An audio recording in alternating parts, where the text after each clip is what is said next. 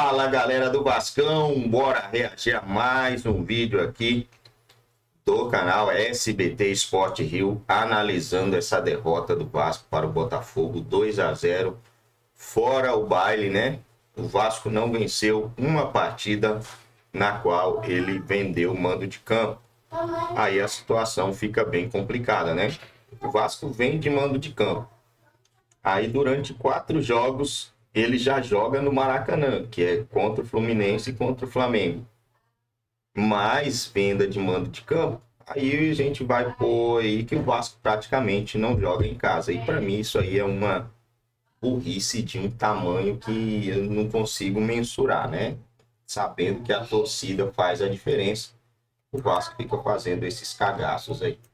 Vasco e as suas falhas. Os dois. Os dois equilibradinho? Equilibradinho. Então me conta, Pedrosa, o que te estressou Vamos naquele lá. bom sábado à noite? Primeiramente, boa tarde a todos. Infelizmente, o Vasco segue me dando trabalho. Um mês de férias e não foi suficiente. Mas vamos falar sério agora. O Vasco e o futebol, ele não entra perdendo em qualquer jogo. Seja lá qual for. É 0-0. O futebol não se perde de véspera. Só que a partir do momento que a diretoria do Vasco toma a decisão de levar esse jogo para o Mané Garrincha, o Vasco entra em campo perdendo. Por quê? Porque era um jogo que o Vasco era o mandante, jogaria em São Januário, lembrando a todos que São Januário só recebe clássicos quando é Vasco e Botafogo, justamente por essa amizade das torcidas, e é autorizado pelos órgãos do governo. Então, o Vasco teria a oportunidade de jogar com o Botafogo em São Januário. O Botafogo é uma equipe melhor do que a do Vasco. Eu falei isso aqui no programa durante a semana por conta dos investimentos, são grandes jogadores. As trocas no banco de reservas mostram muito bem isso, mas esse assunto mais pra frente. A forma do Vasco igualar e, quem sabe, superar o Botafogo seria São Januário. Um gramado bom, um momento que o estádio ele vira um caldeirão. Eu não estou fazendo uma crítica à torcida de Brasília, muito pelo contrário, que é uma torcida maravilhosa, mas São Januário é diferente. Tanto é que os números mostram isso. O Vasco é muito forte dentro de casa. E a diretoria do Vasco toma uma decisão de, por conta de 2 milhões e meio de reais, de levar esse jogo para o Mané Garrincha. 50-50, a torcida do Botafogo compareceu em peso, porque também é muito grande lá no Mané Garrincha, lá em Brasília. E o Vasco da Gama ainda viu um gramado vergonhoso. O primeiro recado depois da Copa do Mundo de Clubes do futebol brasileiro, num clássico desse tamanho, com o Botafogo que venceu o PSG, é um gramado vergonhoso. Areia subindo, coisa que eu já não vi há muito tempo aqui no futebol brasileiro, tá? Verdade, areia subindo. Então, esse é o primeiro ponto. O Vasco já entrou perdendo dentro da partida. Agora, indo para o jogo, foi um primeiro tempo muito equilibrado, na minha visão. Um primeiro tempo realmente que as duas equipes vieram para jogar, foram prejudicadas pelo espetáculo em relação ao gramado, mas você teve ali poucas oportunidades claras. O Botafogo teve uma numa defesa do Léo Jardim e foi isso. Foi um jogo muito equilibrado, duas equipes que conseguiram se equiparar. No segundo tempo, o Botafogo consegue fazer um gol com 3 minutos de partida.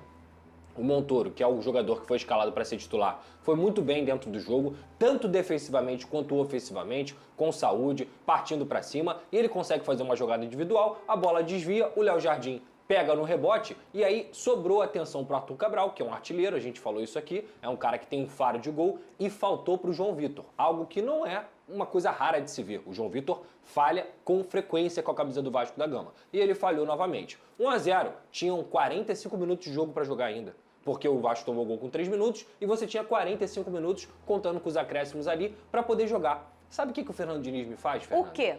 Uma substituição que é costumeira dele. Quem acompanha o trabalho do Fernando Diniz sabe que ele sempre faz isso. Tira um zagueiro, coloca um volante para ser zagueiro, para você ter mais jogador de construção, para você ter mais uma superioridade maior na construção do seu time.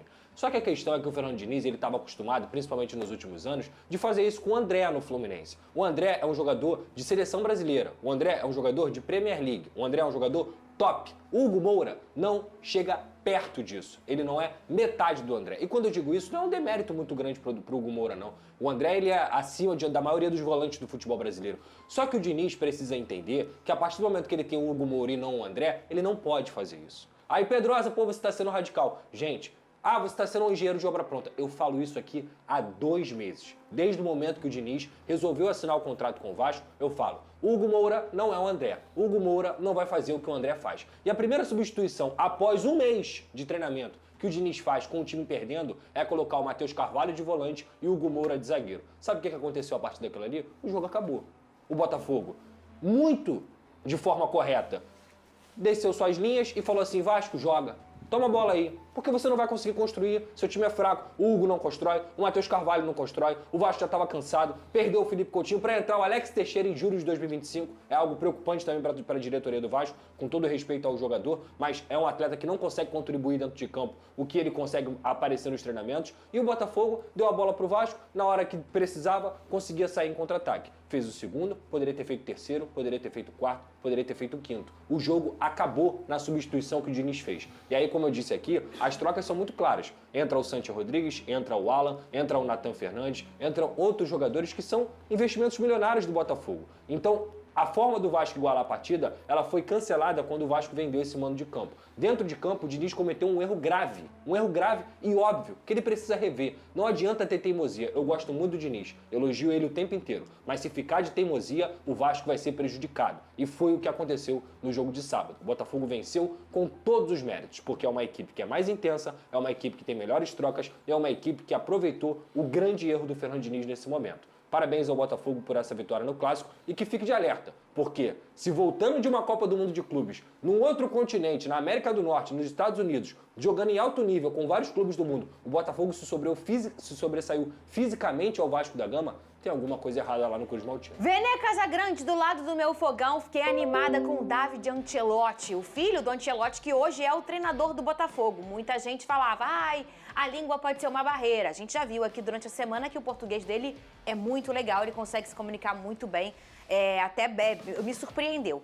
E aí, quem ficou à frente mesmo oficialmente foi o Caçapa, que aliás, obviamente, contribuiu muito com o que ele já conhece de Botafogo. O Ancelotti está chegando agora.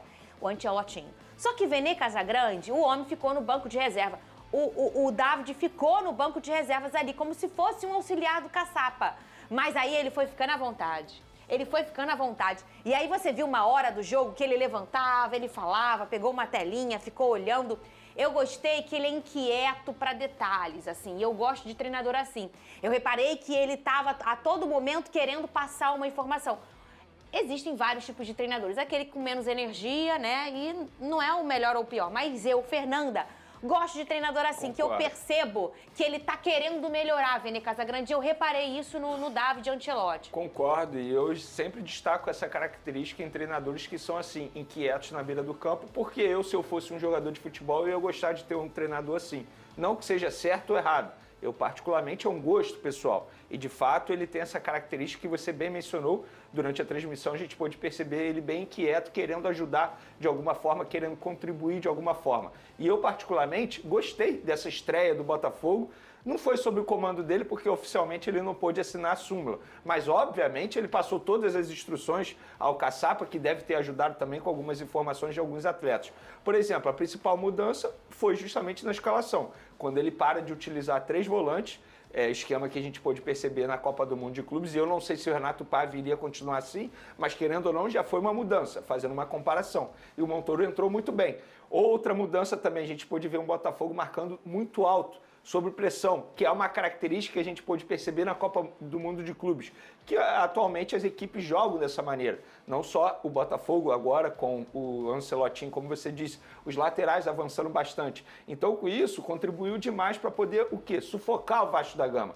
Tanto é que a gente pôde ver um Coutinho não conseguiram fazer muita coisa. O Nuno Moreira, que é um dos destaques do Vasco da Gama na temporada, também não conseguiu fazer muita coisa. O Tietê, que seria o responsável ali para dar um alívio ao meio de campo do Vasco, também não conseguiu respirar. Por quê? Porque a marcação no Botafogo, de fato, se ajustou dentro de campo e pegou o Vasco da Gama. E eu acho que o Botafogo fez uma partida muito boa, mereceu vencer. Talvez o placar poderia ter sido até mais elástico, na minha opinião. Acho que o Vasco, entre aspas, comemora ter sido apenas 2-0, mas a gente pôde ver algumas características interessantes do novo treinador do Botafogo, que fez alguns ajustes. A tendência é que melhore daqui para frente. Destaques aí para Montoro, que fez uma bela partida, foi se soltando. No primeiro tempo Sim. ele ainda estava mais discreto, depois ele foi se soltando um pouco mais. Barbosa, Alex Telles, chovendo molhado agora. O menino Caio Fernando, era o Pantaleão, agora ele quer que chame Caio Fernando. Que partida fez o menino muito Inclusive, seguro, Fernanda, nota 10 para ele, o novo zagueiro do Botafogo. Eu não lembro se foi o primeiro ou o segundo gol, mas Um dos gols do Vasco, do Botafogo, sai após Foi uma o roubada segundo- de bola dele foi o segundo no gol. meio de campo. Por quê? Porque ele já estava avançado. Sim. A marcação alta, exatamente. E ele é uma potência defensiva muito seguro, mas também ofensiva. Nas bolas paradas do Botafogo, Apareceu. ele sempre aparecendo. Olha aqui, você tá rindo da gente, que o estresse tá aqui, daqui a pouco o estresse vem pra cá, ó. Tá? Zero estresse. É, Zero negócio estresse. de Pedro, fofoca. E aqui? SBT, ruim pra gente. Porque você não queria ver o Vasco? Você tá brigado com o O Vasco? Coutinho nem joga, mano. Pô, essa relação do Pedrosa com o Vasco é Tá muito demais, abusiva, cara. É tóxico. Te Esse negócio faz de relação mal, mano. tóxica, né? E como é que faz? Você já falou com a sua larga, terapeuta? Não tem como largar. Não consegue largar, é um vício. Você já falou com ela? Já ligou pra ela? Já conversei com ela.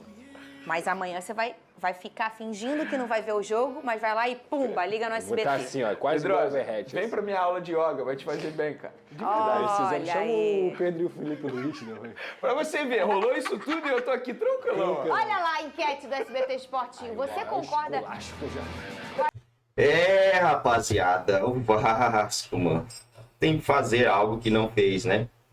Tem que fazer algo que não fez na temporada até aqui para conseguir se classificar na Sul-Americana aí por esses playoffs. Dificilmente eu acreditaria que o Vasco vá se classificar nessa partida aqui.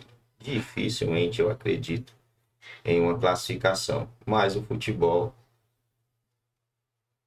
é futebol, né? As coisas podem acontecer.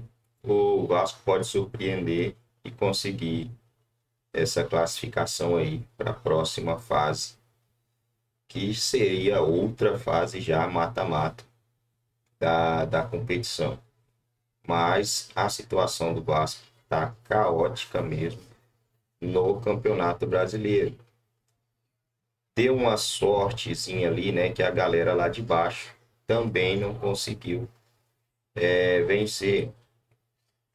Vitória perdeu para o Inter, São Paulo perdeu para o Flamengo, o Santos não jogou, né? O Santos ainda tem um jogo para disputar. O Fortaleza também perdeu para o Ceará em casa, bicho. Fortaleza perdeu para o Ceará em casa.